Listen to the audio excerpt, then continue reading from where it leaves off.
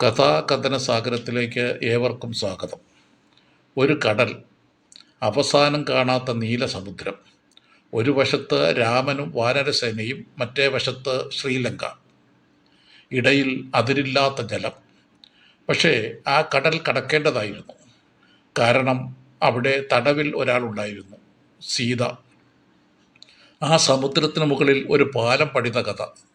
മനുഷ്യരും വാനരരും ചേർന്ന് അസാധ്യം സാധ്യമാക്കിയ കഥ. അതാണ് സേതുബന്ധനം.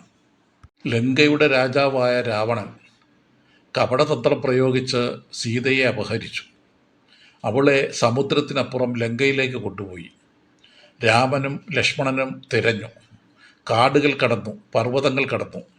അവസാനം അവർ അറിഞ്ഞു, സീത ലങ്കയിലാണ്.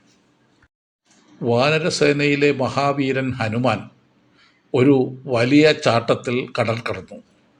അവൻ ലങ്കയിലെത്തി. സീതയെ കണ്ടു, അവളെ ആശ്വസിപ്പിച്ചു.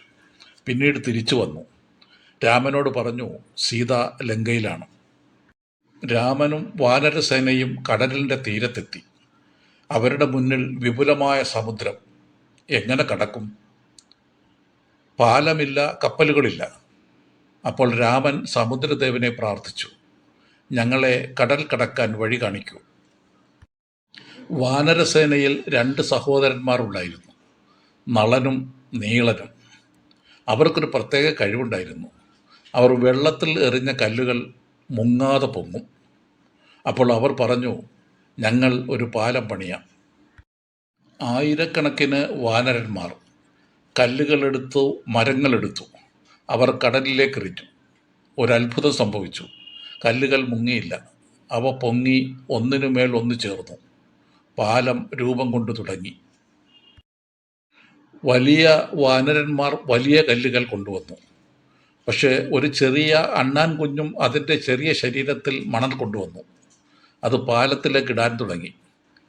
വാനരന്മാർ ചിരിച്ചു. പക്ഷെ രാമൻ അത് കണ്ടു. അവൻ അണ്ണാനെ എടുത്ത് സ്നേഹത്തോടെ തലോടി. അവൻ പറഞ്ഞു, വലുതോ ചെറുതോ എന്നില്ല, ഓരോ സഹായവും വിലപ്പെട്ടതാണ്. ചില കഥകളിൽ പറയുന്നു, കല്ലുകളിൽ രാമ എന്നെഴുതിയപ്പോൾ അവ മുങ്ങാതെ പൊങ്ങി.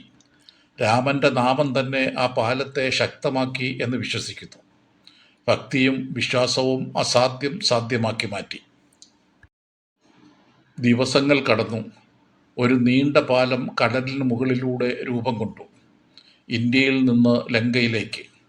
ഒരത്ഭുതം. സേന മുഴുവൻ ആ പാലത്തിലൂടെ നടന്നു. ലങ്കയിലേക്ക് യാത്ര തുടങ്ങി. സേതുബന്ധനം ഒരു പാലം മാത്രമല്ല, അത് വിശ്വാസത്തിൻ്റെ പ്രതീകം, ഐക്യത്തിൻ്റെ പ്രതീകം, ധൈര്യത്തിൻ്റെ പ്രതീകം. ആയിരങ്ങൾ ചേർന്നാൽ അസാധ്യവും സാധ്യമാകുമെന്ന് ഈ കഥ നമ്മെ പഠിപ്പിക്കുന്നു. ഒരു കടലിന് മുകളിൽ ഒരു പാലം പണിതവർ. അവർ പണിതത് കല്ലുകൾ കൊണ്ട് മാത്രമല്ല, വിശ്വാസം കൊണ്ടുകൂടിയാണ്.